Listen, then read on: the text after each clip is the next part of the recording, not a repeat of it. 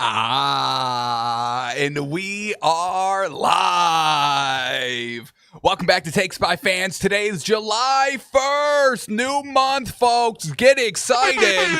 I'm your host, St. Nick. And man, oh man, we got a show for you today. God dang, folks.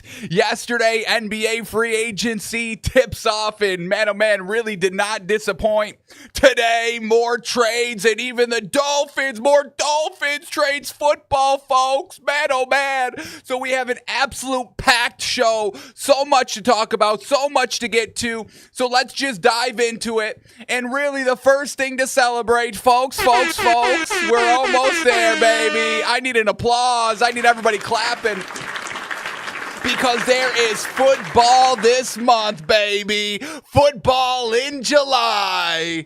Now, we have to wait till the end of the month, and it's preseason football, but hey, we're there, folks, all right? We're getting trailers for Quarterback on Netflix. That documentary comes out this month. The Cowboys documentary, I think, comes out this month on Netflix, so we're really in the football thick of it. So get excited and get rowdy, because the eight months of no great football, it ends this month, July 31st. Chargers and the Lions in the NFL first preseason game. I think that's the Hall of Fame game. So we're getting into it this month. Man, oh man, day at a time, folks, day at a time, but we're almost there. We're almost there. All right. Now, that's, we're basically there because of all this crazy football news going on. We had yesterday the Jalen Ramsey for Minkah Fitzpatrick and Jonnu Smith, Jalen Ramsey for Minkah Fitzpatrick, Dolphins and Steelers. And now maybe the craziest trade that blindsided everybody. Nobody predicted this. Show me one person that predicted this. It's crazy. Darren Waller, folks, he's back. The tight end turned rapper turned back tight end, folks, coming out of retirement to play for the Miami Dolphins. And I kind of love it. I kind of love it a lot here, folks. Now, Darren Waller, tight end, played for the Giants, and that's when he retired. We have to remember, this man's a potential beast, potential monster if he truly focuses in 100%. I mean, he stands at 6'6", 6'6", 230. That's all you need. That's all you need a year. I mean, sign me up. 6'6", yes, I don't care. Love it. We also have to remember that this man had back-to-back 1,100-yard seasons with the Raiders. 2019, 2020, 1,145 yards, 1,196 yards. Bingo, bango. Catch percentage, 64, 62%. Okay, we'll take it. Obviously, when he went to the Giants, big drop off. 56% catch percentage, 500 yards, one touchdown, one measly little old touchdown, and then he retires. Now, Darren Waller, folks, let's just talk about him for a second. The music career, the podcast, we've heard, everyone's bringing this up. Darren Waller announced why he ended up retiring, and it really has to do with the Giants and Brian Flores. I don't want anybody bringing this up. I don't want anybody bringing it up. Oh, he's not going to be locked in. He's not going to be fully locked in. He doesn't care about football anymore. No. That's not what he said. Listen to what he says here, folks. I ran like 3 times, and I'm like, what the am I doing with my life? Here we go. Retiring when we played in Buffalo, the Giants we were playing there. It was a game where it was really controversial because one of the guys held me at the end. They didn't call it. It was in the first quarter of the game. We were running like this counter lead running play, and I'm kind of like leading through the hole like I'm a fullback, and the play is working. But I sit down on the sideline after like a drive where we ran like 3 times, and I'm like, what the am I doing with my life? I'm out here playing fullback. I don't even want to do this anymore. And So this video going around, Darren Waller says they were using me at fullback. Like, I'm a tight end.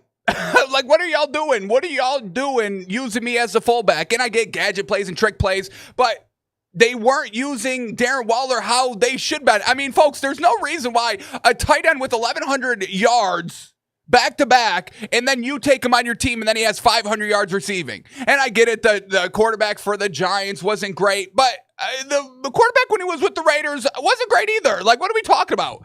So, Darren Waller, I think he's going to buy in a little bit here in Miami.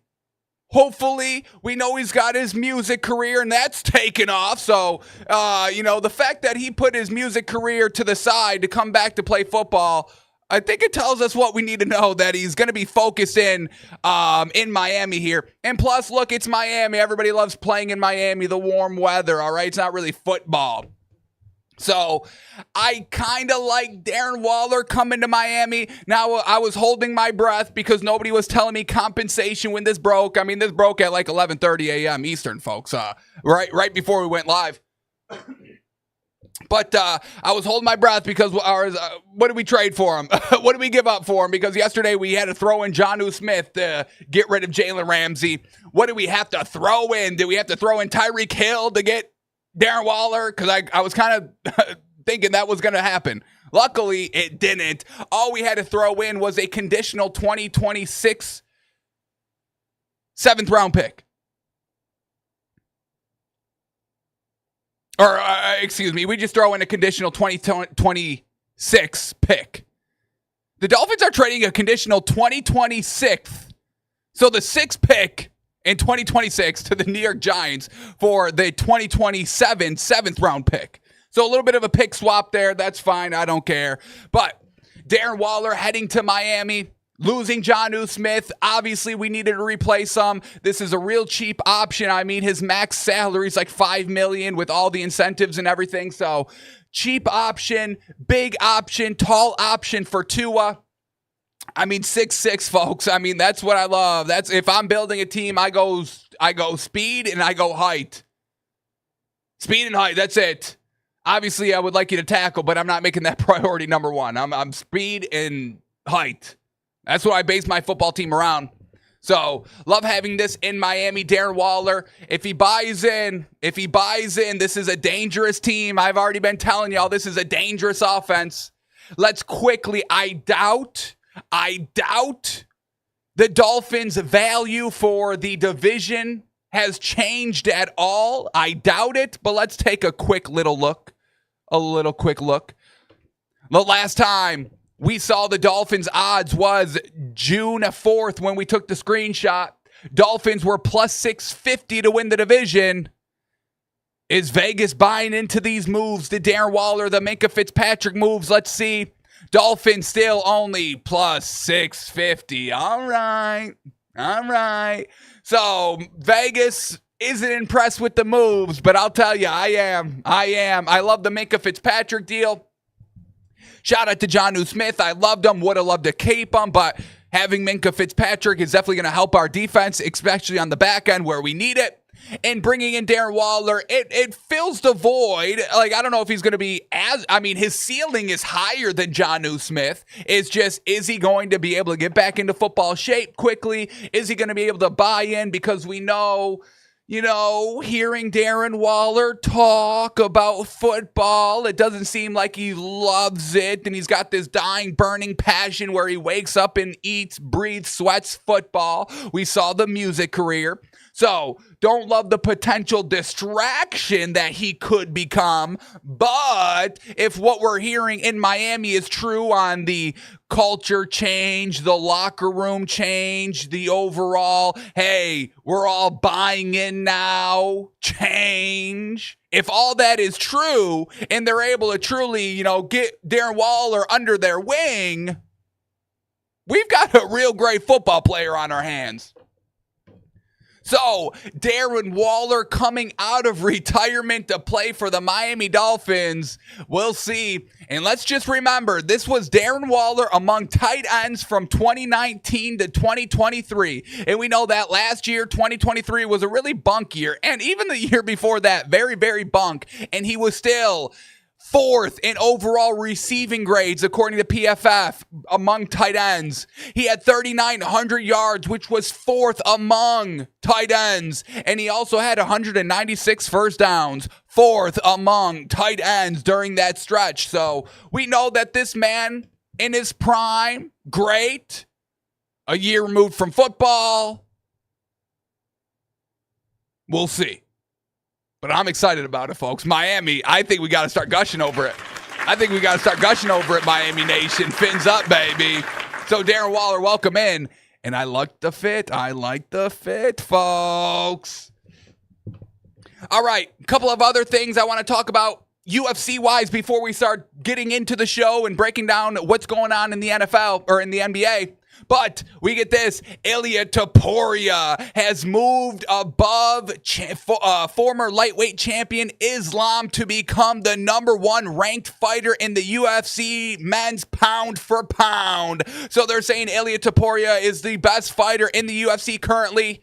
And yes, 100%. Ilia Topuria may be the best fighter in history, in UFC history, folks, truly. If you have not been able to watch any Ilia Topuria fights, if you're just kind of getting into UFC, I beg and plead you to try and watch every single one of his fights. This man is an absolute monster. The power that he packs in his punch, especially in his division, is really unheard of. It's insane. So I said this kind of a few days ago on the show when we were breaking it down after UFC 317.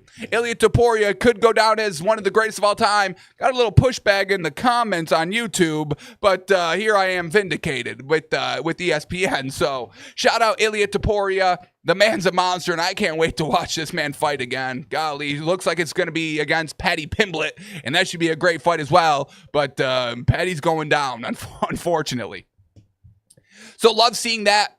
And then we get this one more UFC news here. We have Joshua Van, the new number 1 contender in the flyweight division, sheesh. And once again, just Joshua Van, folks, if you have not seen, watch his last 2 fights because gosh dang, once again, Joshua Van, the little guy, nobody packs the power in his punch like he does. He makes, not really light work of Royval at 317 that we just saw. It went the distance, but Van won in unanimous decision, and rightfully so. And Royval was the number 1 contender at the time. But Van moves up from rank number 12 to rank number 1 with just that one fight, deservedly so. And then he's next in line to go against Pantoja for the belt of the flyweight division. So can't wait to see that fight. We know that's going to happen. Pantoja, Van. And I think I got Van, even though Pantoja is one of the, god dang, biggest dogs in the division. I think Van, these new dogs, and Ilia Topuria is not really like an up-and-comer, but this kind of new wave of UFC fighters getting it done. Absolutely love to see it. So brutal hits, brutal knockouts with Van and Topuria. This is what I love with UFC. I know a lot of people like the wrestling style and all that. I just love the slug, baby. And Topuria and Van do it better than anybody that I've really seen. So shout out to Topuria, shout out to Van. The UFC is in great hands, folks. Alrighty, let's truly jump into the show and start with the NBA because we had more blockbuster trades, not just yesterday, but this morning, and this one is crazy. Free agent center Miles Turner leaving the Pacers and signing a 4-year, $107 million deal with the Milwaukee Bucks. Wow, what? Miles Turner, who was, with the Pacers his entire career, never leaving, and then they get to the finals, go game 7 against, one of the best teams in the NBA, the Thunder, potential newest dynasty in the league. And then he leaves his city. That's crazy. So Miles Turner must have saw something like, we're not going to be able to compete again next year. We're losing Tyrese Halliburton for the whole season. I'm not going to be a part of this. We're going to be a little bit of a downturn this season, and I don't want any part of it. So Miles Turner leaves, goes to Milwaukee, a potential contender, having Giannis. But what did Milwaukee do to get him? They waived Damian Lillard. Oh, man, the disrespect, the business side here, folks. The Milwaukee Bucks are waiving Damian Lillard and stretching the remaining $113 million on his contract in order to acquire Miles Turner. So over the next 4 or 5 seasons, the Bucks are going to be paying $22 million every year in dead money for Damian Lillard. Once again, I mean, I got to shout out. Let's shout out Damian Lillard. I mean, golly, Dame time. He had an era of one of the clutchest players in the league, one of the best shooting guards in the league, Damian Lillard, just never able to really climb the mountain, always staying in Portland, him and CJ McCollum, trying to do it, just never getting anywhere really meaningful. He ends up going to Milwaukee, and he tears his ACL. Or tears his Achilles. And it's just so unfortunate. So Bucks, putting them in the trash, throwing them in the garbage. It's unfortunate. I hate to say this, but his career is, I don't even want to say, I really don't, but we know, folks, an aging star off that injury, it's never great. We got this team that's throwing them in the dumpster, not good for optics. So, Damian Lillard just trying his hardest to win a ring in Milwaukee, and everything falls apart. They bring in, clown. They bring in the clown coach, Doc Rivers. And I got a conspiracy here, folks, if you want to get a little conspiratorial. Because, so, you bring in Doc Rivers, and why does Doc Rivers keep getting a job, folks? Why? Because he's a company man. He doesn't care. He'll make the cutthroat decisions. He'll be the poster child for teams to kind of do the players dirty. That's what Doc Rivers does. Oh, you need more minutes for a bonus. All right, we're going to put you on the bench. I'm here to save the team money. That's a little bit of Doc Rivers. That's kind of what I've gathered from Doc Rivers just watching him. He goes to teams and destroys them. And I don't think that's on accident. And that's what we might have here with the Bucks. Obviously, they weren't good in the regular season. They weren't good in the playoffs. They got bounced first round.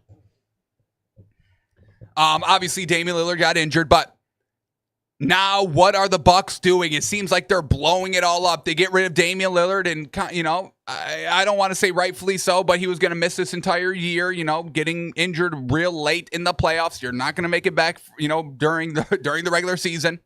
So you get rid of Damian Lillard. You got rid of Chris Middleton for Kyle Kuzma, which made no sense. That was the trade in-season trade. Get rid of Chris Middleton, who was around during the championship run. You get rid of your big Brook Lopez gone. You get rid of him. Once again, a huge part of that championship run.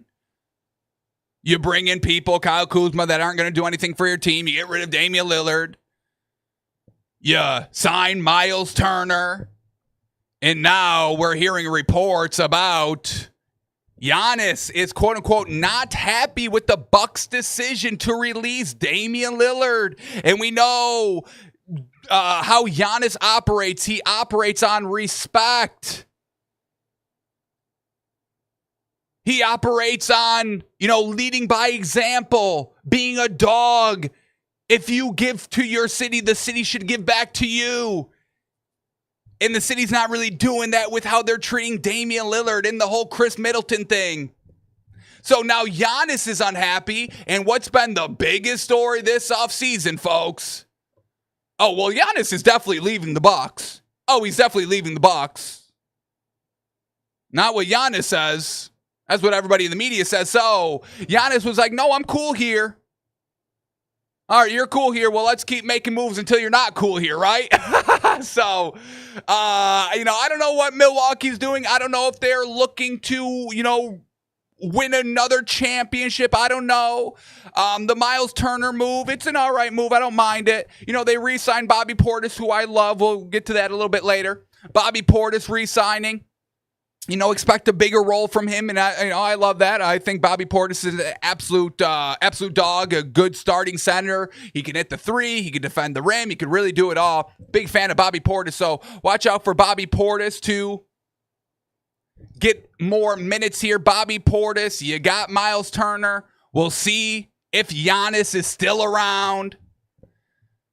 So that's where we're at. Shout out to Miles Turner for getting the bag, but kind of slapping your own city in the face who, you built it up. You built that team up. You got to the finals, and then he ends up running because he knows, hey, this team probably not going to be competitive this year. So a lot of Pacers are pissed. The Pacers fans are pissed about Miles Turner leaving, and a little rightfully so. Hanging the team out to dry when Halliburton goes down. Not great.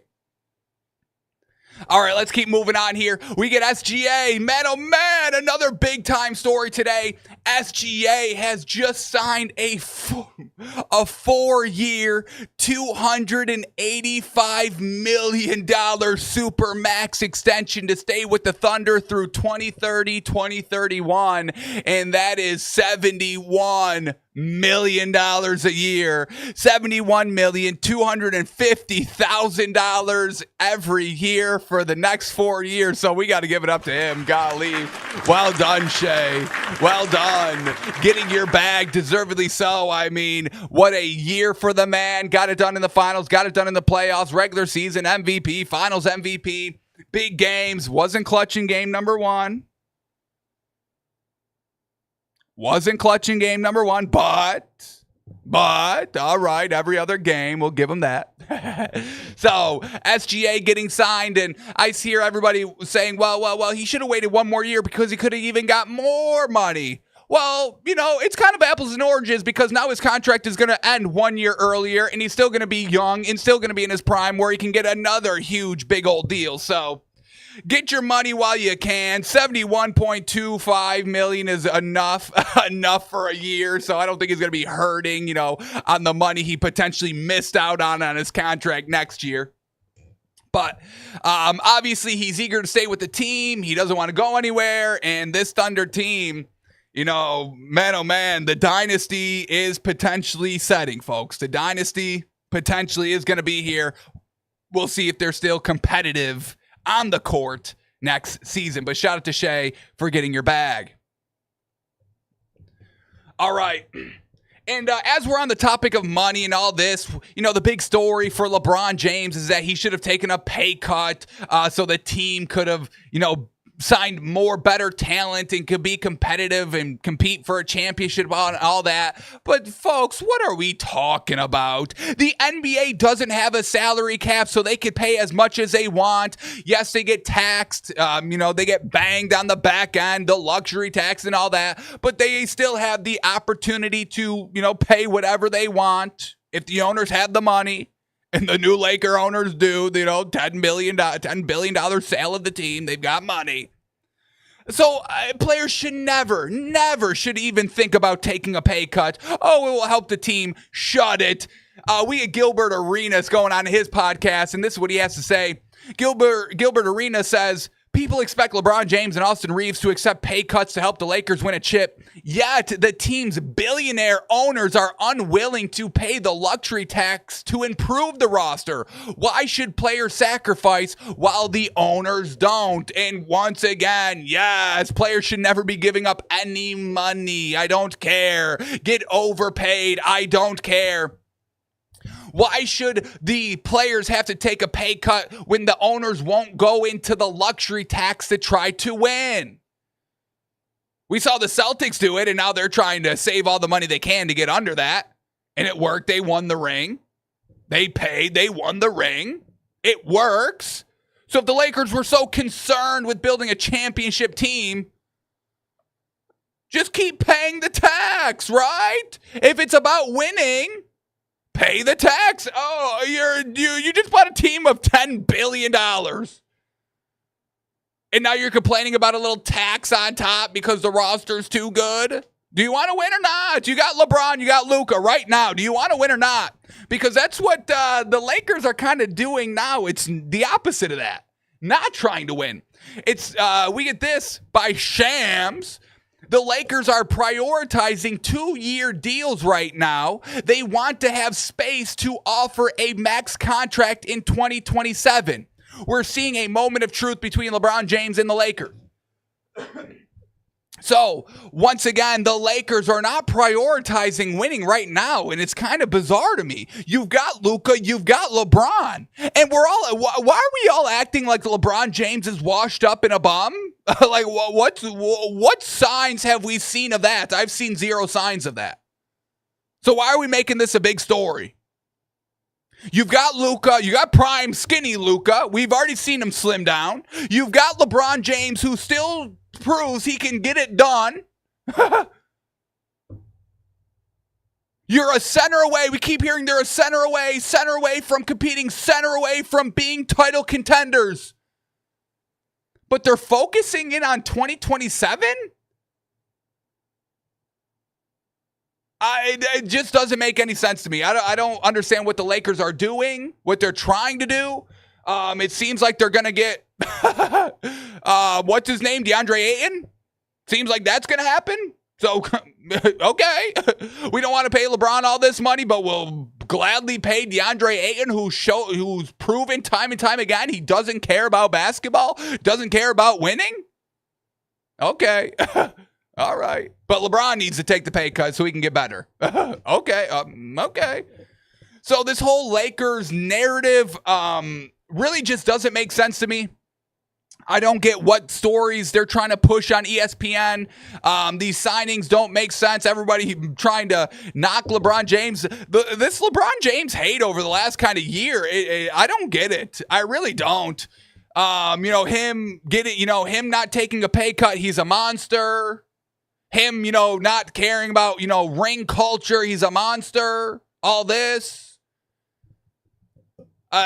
Him not being one of the greatest of all time, like people are still arguing that. The man's played for 20 plus years straight at the highest level. I mean, it's absurdity, folks. We're really going to miss this man when he's gone, I'll tell you. I'm going to tell you right now, do we not miss Tom Brady? I miss Tom Brady. I miss watching Tom Brady every Sunday. I won't fake to y'all.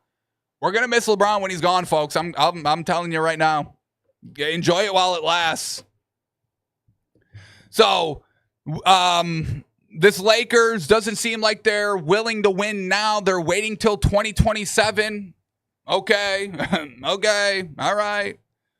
And then we get this as well. Once again, this whole LeBron James thing. Oh my God, he opted into his contract. He doesn't want to play with the Lakers. He's going to get traded. The big story, LeBron James going to get traded. The story that made no sense. Pushed by Brian Windhorst, who his only career is following LeBron James. That's why he got a job in the first place at ESPN. He was the LeBron James reporter, and he made his entire career out of that. So now LeBron James potentially exiting the league in a year or two. I'm not rushing it, but this is what's probably going to happen, unfortunately.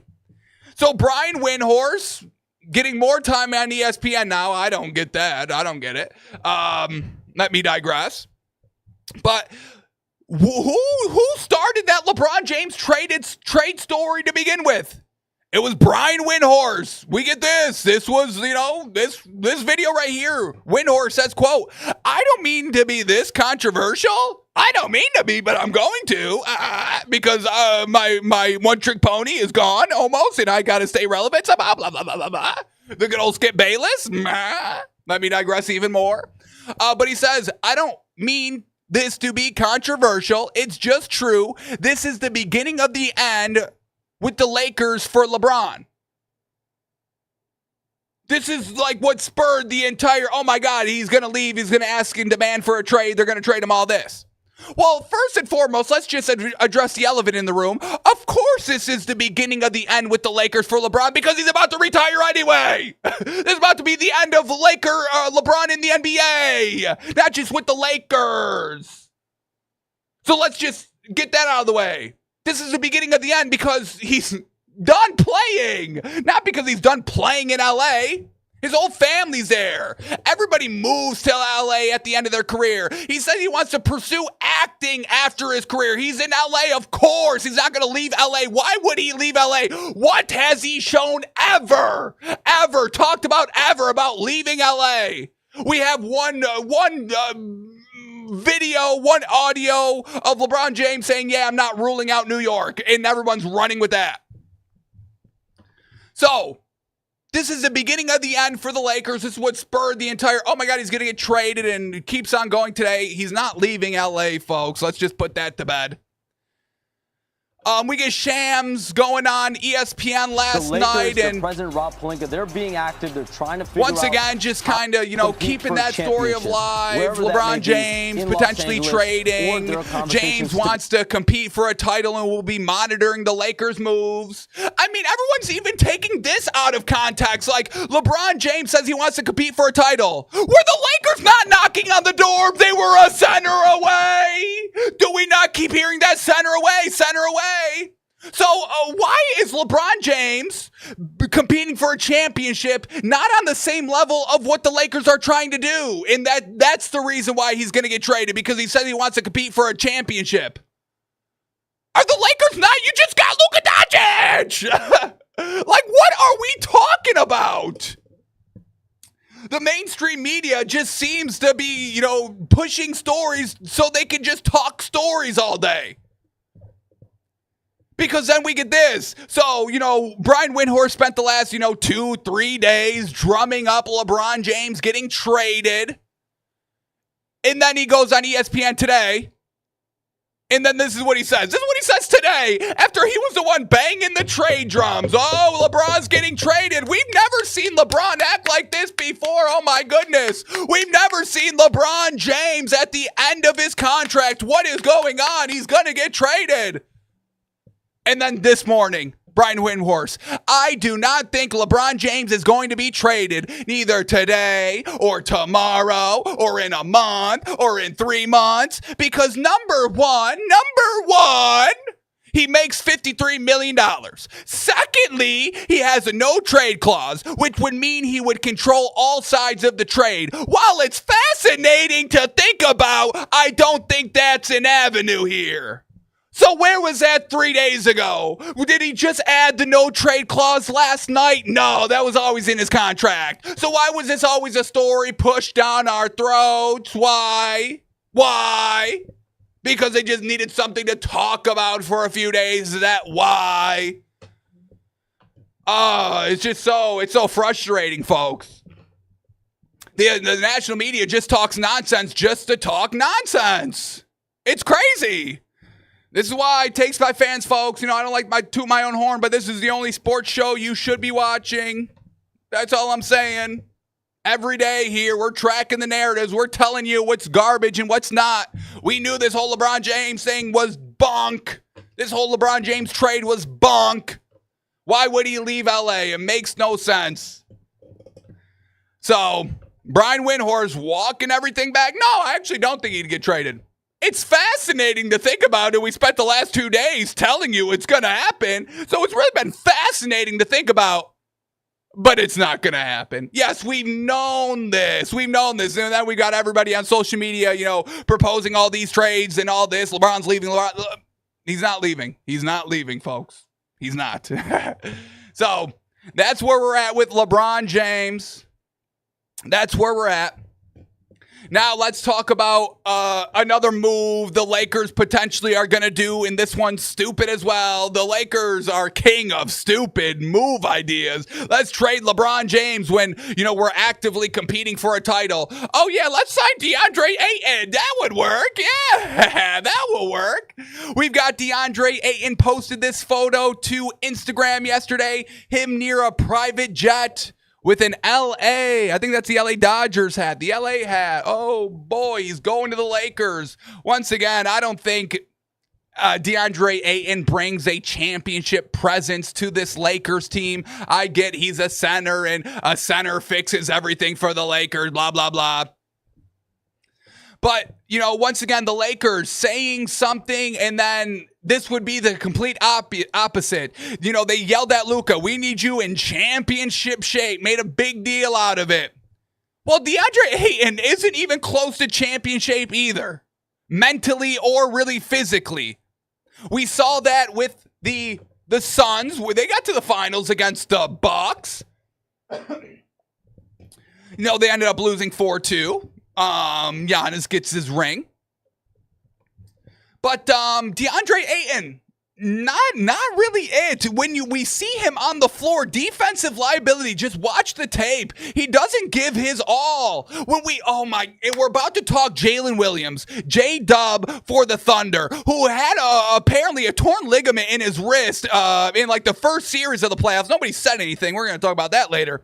But, and what did he do? Did he complain? Did he be like, well, coach, I can't really play all these minutes and you can't rely on me. I can still drop 40 in a finals game. I can still drop 40 in a finals game and be relied upon as the number 2, even with a torn ligament in my wrist. I'm not making a big stink out of it. Where it's excuse after excuse with DeAndre Ayton. You know, we get this. The Blazers reportedly grew frustrated with DeAndre Ayton's behavior, which ultimately led to his buyout. Examples included showing up late to the team flights and practices, skipping rehab sessions, slamming chairs when subbed out of games, and throwing tantrums in the locker room after being benched for lack of effort. Lack of effort. He gets benched for, and it's clear as day on the screen when you watch it on the tape. So I don't think this is a great move. I know he's 7 foot. I know he's got some, when you look at his stats, it looks like solid numbers. I'll tell you, the numbers don't look bad. Even in that series against the Bucks in the finals, the numbers don't look bad. But when you turn on the tape, I don't think that's a championship winner when I look at him. And it's unfortunate. So we'll see if that's who the Lakers get to fix everything. Because I'm going to tell you, if you don't have LeBron James, it doesn't matter if you have 8 center. You can have a Shaq on your team. I don't care. You're not winning a ring. We see the center market already drying up. We have Brook Lopez, we told you, leaving Milwaukee, going to the Clippers. I like that on a 2-year, $18 million deal. Like Brook Lopez, I think this is a nice championship piece. We saw him win the ring with the Bucks. Always a nice scorer, big scorer. He can stretch the floor, shooting the 3. He can rim protect. I mean, that's what you need from a center in today's NBA. If your center can't hit the 3, I mean, it's unfortunate. Yes, even bigs need to start hitting 3s. So listen up, youngins out there. If you're a big, work on your 3 game. You have to have it. You don't got to be great at it, but you have to at least make them respect you to guard them. That's it. So Brook Lopez, off the market. We have Clint Capella in a great trade, an absolute great trade. He's heading to the Houston Rockets, folks. Clint Capella on a 3-year, $21 million deal. We're going to get to the Rockets in a minute, but man, oh man, watch out for this Houston team. They've got a squad. So, centers quickly dwindling off the market. We get Giannis Antetokounmpo. Somebody tweets out, Brook Lopez should have his jersey retired in Milwaukee, and I like that. He was a huge part of their success during their championship run when they've always been knocking on the door for the championship. I always saw, Brook Lopez got a little slighted in the national media and all that. But an absolute championship caliber player that provided huge, great minutes for the Bucks on their championship window. So Giannis, we know he respects his teammates and all that, says, hey, Brook Lopez should have his jersey retired. Upset when Damian Lillard, they kind of threw him in the trash. We love Giannis over here. He loves his teammates. All righty. Next up, we've got another trade in the NBA. And this one, okay, a little bit of a head scratcher. We get the Nuggets and the Nets. The Nuggets trade Michael Porter Jr. in the 2032 first-round pick for Cam Johnson. All right. Pretty lateral trade here between the Nets and the Nuggets. So shout out to MPJ. Just always think he should be better than what he's shown on the floor. Kind of shrinks during the big moments. Unfortunately, he wasn't always reliable down the stretch in the clutch. He can hit the 3, but it wasn't really where it needs to be now. Unfortunately, it was all right when he got in the league, and we all expected it to keep on getting better, and it just never really did. Cam Johnson, on the other hand, once again, another 3-point shooter, kind of very similar to Michael Porter Jr. We'll see. He's older. MPJ's younger, so don't love the trade here for the Nuggets. We'll see if it's kind of just like a new scene that helps both these players out. But overall, I'd probably say the Nets win the trade because they did get a first-round pick involved as well. And we'll see if Michael Porter Jr. can help this Nets team because they're going to be tough to watch, I think, next year. And we'll see if Cam Johnson can make an impact on this Nuggets championship team with Jokic and Murray. Alrighty, more potential news here. Jordan Clarkson is expected to sign with the New York Knicks after he clears free agency waivers, and this is great. Great bench depth. Jordan Clarkson, multiple sixth man of the year, can come off the bench and hit the three. And that, we need deep teams. Deep teams win the finals here, folks. So getting Jordan Clarkson, great bench depth for the Knicks. They just need that coach now. Another great depth piece. Jake LaRavia. And can I get a shout out for Jake LaRavia? I think he's a fan of me. I think we know of each other. Shout out to Jake LaRavia.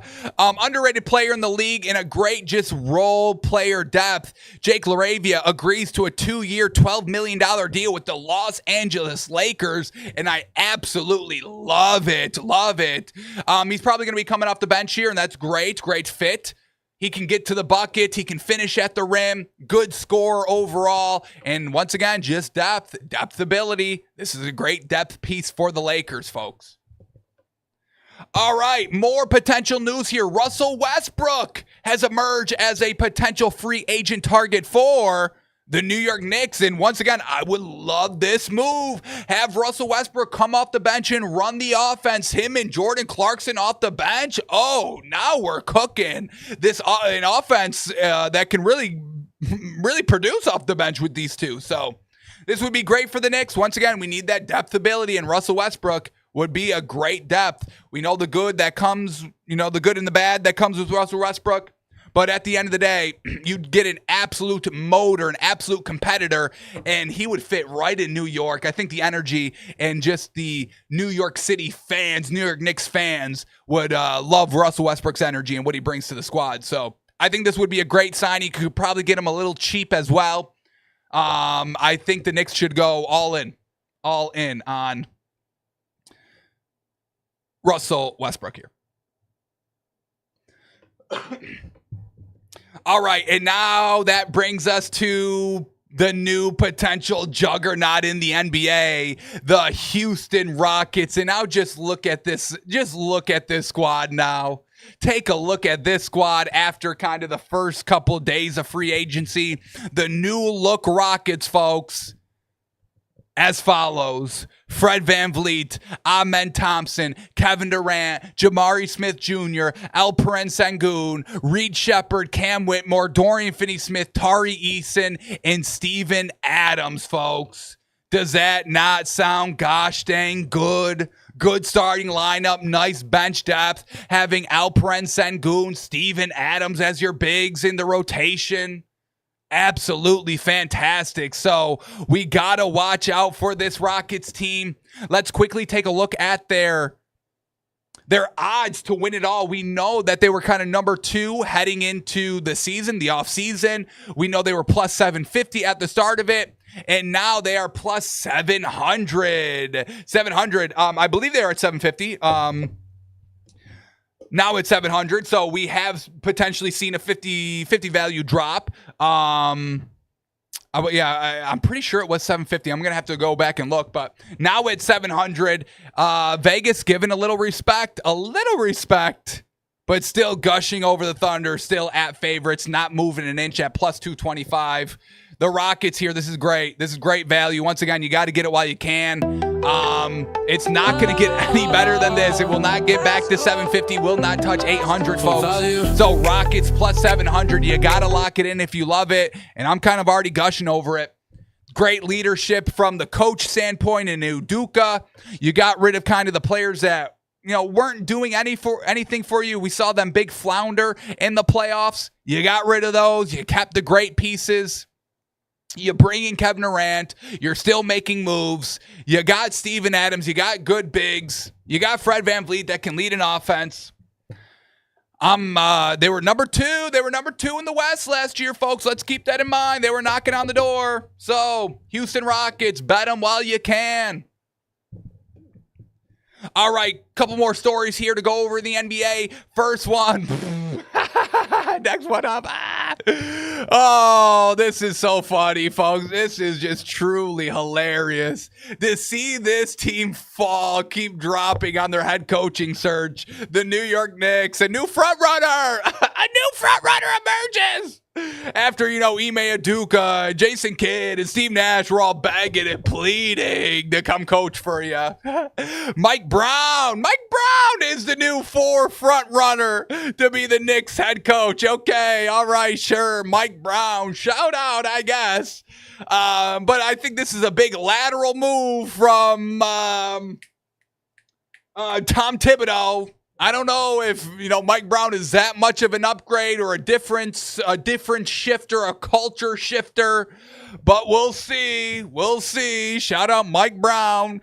He did bring the Kings back to a little relevancy, and then they got rid of them, and they went right back in the toilet. So, we give a little credit to Mike Brown. Shout out.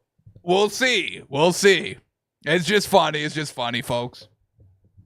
We get this. Mike Brown's second interview with the New York Knicks is actually today. So potentially he could get signed if they like what they're hearing. Once again, free agency is going on. You kind of want all your pieces in place, your coach, your general manager, to be on the same page, making decisions for the upcoming season. So you kind of got to sign your coach sooner rather than later here in New York. So we'll see if he leaves with a deal. All right, final thing I want to talk about here in the NBA is just giving praise and giving it up. Big time shout out to the Thunder organization, ran by professionals that know what they're doing, that know ball, true, professionals at the top. And that's what you want to see. So we get Sam Presti at a press conference, and he talks about the Achilles injuries. Something that's kind of been brought up here because, huge Achilles injuries this season with Tatum, Lillard, and Halliburton that really impacted the playoffs. We've been seeing this kind of on a yearly basis. At least one big star is always going down with the major injury. And we hear Sam Presti's thoughts on what's attributing to the rise of Achilles injuries. And this is what he has to say. Quote, the defensive nature of trying to convince people, players, and teams that there's no connection between the loads and the injuries. I think we're kind of bordering on a level, it's almost insulting. This coming from Adam Silver's kind of comment saying, we've gotten all the data and we really don't see any correlation between injuries and really anything out here. So Sam Presti, I love that he's saying, I think we're bordering on a kind of level that's almost insulting. Like you're insulting everybody's intelligence that are like, hey, this is kind of the reason we're seeing it here. And then Adam Silver being like, oh no, y'all don't know what you're seeing. Kind of what we've been talking about the last 2 weeks, all this gaslighting from every side. Nobody can admit, hey, you've got a point, or maybe we were wrong, or anything like this. Nobody ever admits to any sort of fault at all. So, love that Sam Presti just staying cool, calm, collected while he says this, sharing his own opinions. He definitely thinks that, just the overall load, all these games, the second half of the season kind of being condensed because of the play-in tournament. So now, we have to fit so many games in shorter days because you made a huge thing of the in-season tournament, and then you got the play-in tournament at the back end, so we have to fit all these things in.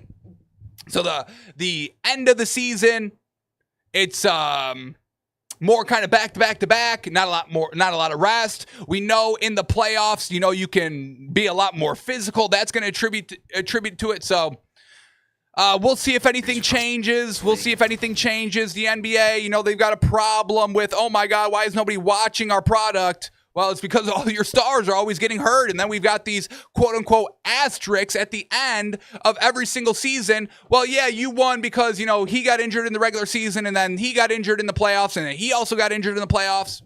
It's really, it's the most healthiest team just wins by default at the end of the season. Not taking anything away from the Thunder. I'm not. But, they did go 7 against the Nuggets. This was, I still think we got to, take a step back and, see that this wasn't some unbeatable force, the entire way. Like, they went 7 games in 2 series here. But, it would have been interesting if Haliburton didn't go down that game. It would have been interesting if, maybe Tatum, if Tatum doesn't go down and somehow they do rally off 3 straight wins and, don't lose against the Knicks and then the Celtics, Pacers, what happens to that? And what happens if the Celtics got to the finals and all that? So, that's a little bit of your reason, Adam, of why ratings are down. Your stars are getting healthy. We got to bring urgency back to basketball. You got everybody so bored they're betting on their own teams. How about that's ruining your product? So love the way you hear it by Sam Presti. I just love this Thunder organization. I really do. It's such a breath of fresh air hearing from grown-ups at the podium that know what they're doing, that know what they're talking about. So shout out to the Thunder. I might change fandom to the Thunder, folks, truly. I might go all in. Thunder Nation, Thunder up. And another reason why I just love this team, gosh dang, so much. Oh my gosh, I love this team. Is because of Jalen Williams. Jalen Williams, folks. A dog. So we hear this by Sam Presti in that same press conference that Jalen Williams for the Thunder, J-Dub, is having surgery on his wrist to repair a torn ligament. He said he suffered it in the Phoenix series. So, real early on in the playoffs, they go on, they get to the finals. He has that 40-point game. He has these great second halves, putting up, about 20 points a game in the finals. Absolutely fantastic, reliable. And did we hear a peep? Did we hear a peep about Jalen Williams complaining, oh, I can't go, or, oh, I can't play in the second half of, oh, I'm not going to play in the finals because my wrist, it really, gosh dang, hurts, and I just can't. No, we didn't. Dog. Didn't hear a word, didn't hear a peep. Still went out and balled. Love Jalen Williams. Love Jalen Williams, folks. But let me just put this out here. Did we hear anything about this wrist? Shouldn't we have known that he had a little bit of a wrist injury? Shouldn't that have been on a little, I don't know if it was on an injury report, but I don't think it was that big of a story during the playoffs and all that. Because we get this by J-Dub at a press conference.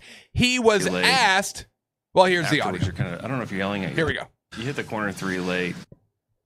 Afterwards, I don't know if you're yelling at your wrist or your hand. Talk about that. What? He's your his question. So, reporter asked, hey, you just hit that 3, and after you hit the 3, you were kind of like yelling at your wrist, talking to your wrist. Hey, what was that about? And Jalen Williams looks over. They got PR at the press conference. He looks over at his PR. He's like, am I allowed to talk about this? And then the PR threw him under the bus. He was like, I didn't hear the question. So how about we are hyper-focused here, PR, okay? You got players depending on you on what can and what can I not say here. So how about we're all ears at the press conference, PR? Because then J-Dub's like, did you hear his question? PR says no. They repeat the question. But Jalen Williams wasn't allowed to talk about his wrist injury? Why not? Why was he not allowed to answer the question on why he was screaming at his wrist in the playoffs? So, don't love that we didn't really know about this. Obviously, it didn't make an impact, and it had no weight on anything because he went out and balled and all this. Still covered most of his props every single night, so shout out. Dropped a 40-piece in the finals. But it's just, we got to be transparent. We definitely got to be transparent, especially when we got people, allegations about betting on the sports, betting on the own teams and all that.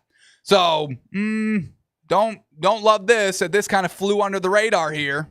Don't love that. But shout out to the Thunder overall. And get better PR people that are attentive at the press conference. So J-Dub knows if he can answer the question or not. All right. That is all we have to talk about here in the NBA. And man, oh man, we are close to our hour here. Man, oh man, a lot to talk about. Crazy day, crazy story day, crazy news day. So we had to get it all there. But let's keep going here. We got a few more minutes we can close out here in the NFL. And the first one, it's just so funny. It's just so funny. Every time we get somebody talking about Debo's weight, the very next day will be some video or workout video of Debo Samuel showing why he's not fat and why he's not slow. The first one, few months earlier this month, we saw Debo Samuel running a route and we're like, ooh, he looks a little slow. What the heck is going on? And then the very next day, Dan Quinn, we had the quote from Dan Quinn saying, oh my God, I forgot how fast he was. Seeing him in person, really just blew me away. I knew, we got the player that we knew in Debo Samuel. So we get that. Then we get this. T.O. says, Commanders wide receiver Debo Samuel is, quote, 2 chicken nuggets away from tipping the scale. He is fat. He ain't big boned. He about 2 chicken nuggets away from tipping the scale. Debo's my guy, though. I love Debo. So we've seen potentially him being fat. T.O., he knows receivers, okay? He knows fat. He knows McDonald's, all right? He says Debo is fat. So we had this 2 days ago. And then just yesterday, we got a couple of videos of Debo Samuel running on a treadmill. And it looks like good speed, I will say. He's looking fast on the treadmill. I'll give him that. And then we get these workout videos with Route God, the Route God. And Debo looking good, looking explosive. So it's just so funny. Once again, we don't know. Is Debo fat or is he not fat? We don't truly know. We don't truly know, folks. But we'll know soon because preseason games are going to be starting. Camps all going to be starting here. So hopefully we can get some real good defining looks at Debo. But I will say he's looking good in these videos. Some route trees, some route drills. He's looking good. He's looking good. So, Fat Debo, still a little bit of a mystery over here. Still mystery, and we'll keep updating. We'll keep updating on the newest news on Fat Debo. Is he fat or not? All right. So, obviously, this can, I had this ready to talk about, but we've got him. Dolphins signed Darren Waller for their tight end position. Some reports that to watch out for Mark Andrews and Kyle Pitts. I thought Kyle Pitts maybe, but I don't want Mark Andrews on my team. No, thank you. No, thank you. Could you imagine Tua finally stays healthy the entire season, gets to the postseason, the playoffs, his first playoff game, he's absolutely balling. He goes to throw to Mark Andrews to win the game. They're down 1. They're down 1 point with, 20 seconds left, and they decide, hey, we're going to go for the end zone here. And they throw the ball to Mark Andrews. Mark Andrews wide open, perfect, beautiful, tight spiral ball by Tua to win the playoffs. And then Mark Andrews just bobbles the catch and fumbles, and they lose. And then Tua gets slandered because Mark Andrews is shit, is trash. Fool me once, Mark. Shame on you. Fool me twice. Can't get fooled again. You're not going to fool me again. So you keep ruining Lamar Jackson's legacy. Don't touch Tua. Don't you dare lay your mitts on Tua's legacy, all right? So Dolphins already got their tight end and Darren Waller. And Darren Waller, don't you start fumbling now, okay? Don't you ruin Tua's legacy, all right? Because you're nobody. At least Mark Andrews is a little certified out here. You're nobody, so they'll come at you quick. All right, let's end on this.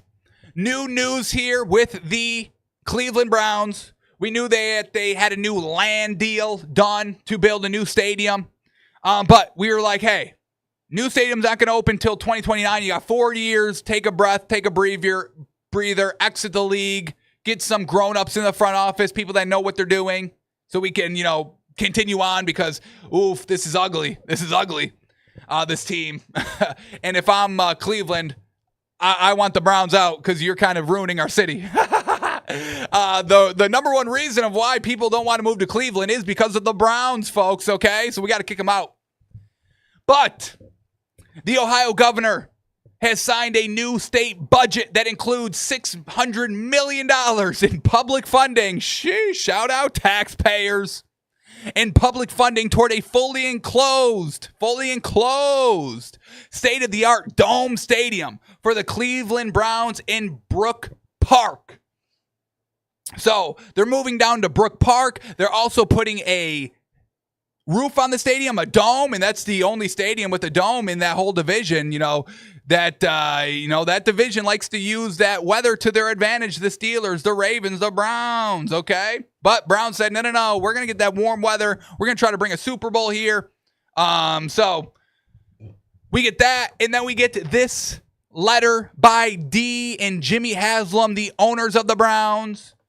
So the official statement is as follows, quote, "We respect the firm commitment and leadership that Governor DeWine and the Ohio Senate and House have shown in their collaborative work to find a responsible way to support such a transformative project, one that will create a generational impact for our region and the state." Yeah, maybe if you guys are good, okay? And I know there's more than just, this Browns playing in here. You can bring in concerts and different events. I get all that. Shut up, folks. I get it. But still, it's the main reason is to host the Cleveland Browns games. So yes, it could have a generational impact for your region if you guys are good. So get your head out of your ass, all right? And put something that looks like a football team on the football field. Once again, that contract better have some sort of clause. If you're garbage, we're throwing you out. Sorry. Our fans deserve a world-class facility, and we are committed. No, your fans deserve a good team. Fuck the facility, okay? Nobody really cares about the facility. Oakland would rather be back in Oakland. The Raiders would rather be back in Oakland in that dump than in Vegas, all right? The Chargers. You think the Chargers want to be in LA? No, they don't. They do not. So your fans deserve a good football team. Stop with this. Oh, well, now we got a new stadium. That will do it. No, you got to have the football product's got to be good too. Okay. Our fans deserve a world-class facility, and we are committed to building a state-of-the-art enclosed stadium that resonates with Cleveland, highlighting our loyal and passionate fans and the dog pound, while also incorporating innovative, bold design and an immersive experience. So we can also cater to the broke people of Cleveland, but also the people with money. That's what they're saying here. Our loyal fans are usually all broke, but then also incorporating innovative and bold designs and immersive experiences that people can pay for. The new enclosed Huntington Bank Field will be completely fan-centric, a first-of-its-kind design in the NFL, and a dynamic venue that draws visitors from across Ohio and beyond for concerts and significant sporting events throughout the year. Like the Super Bowl, not playoff games, because y'all won't be playing in those, but the Super Bowl, yeah, y'all can bring the Super Bowl there. Because, random stadium chosen with the dome, with the roof. Got to have a roof. Or good weather. So, Cleveland looking to bring a Super Bowl to Cleveland, but not them. Not the Browns. We're bringing the Super Bowl here, but just the game. We're not bringing the trophy. We're not going to be in it, but the game will be here in Cleveland. Back to the letter. This premier facility will anchor a major lifestyle and entertainment development and be a catalyst for one of Northeast Ohio's largest economic development projects ever, and something our community will be proud of and can enjoy for years to come. We appreciate the support of the state leaders and their belief in the transformative project. Yes, we appreciate the support of $600 million. We appreciate you. Thank you for not having us to front the whole bill for our stadium. Thank you. Thank you, Cleveland, for paying for this. Thank you so much. So, Browns, you better put a good product on the field and stop bankrupting your city for a shit product. Your quarterback, that shit that you gave a fully guaranteed deal to. Not very good. So Cleveland's getting a new stadium. We'll see if they're still shit. All righty, folks. That is going to do it for us today. I appreciate everybody tuning in, hanging out, watching, listening. Let's see quickly. Let's refresh. Any big-time breaking news since we've been live? I got some notifications here. I made a tongue-in-cheek quote to SGA getting paid. I said, greedy. He should take a pay cut so the team can continue to win. And people are replying to me saying he did. He did. That's the joke. The joke, folks. All right. So doesn't seem like anything else is breaking news here. So we'll see what happens for the rest of today. We'll come back tomorrow at everything that needs to be broken down. But, folks, get excited because July is here, which means we got football at the end of the month, preseason, baby, right around the corner. So get excited. All righty, we're back tomorrow for the show. Appreciate y'all. Get a great start to your week, and we'll see you tomorrow, folks. Take it easy.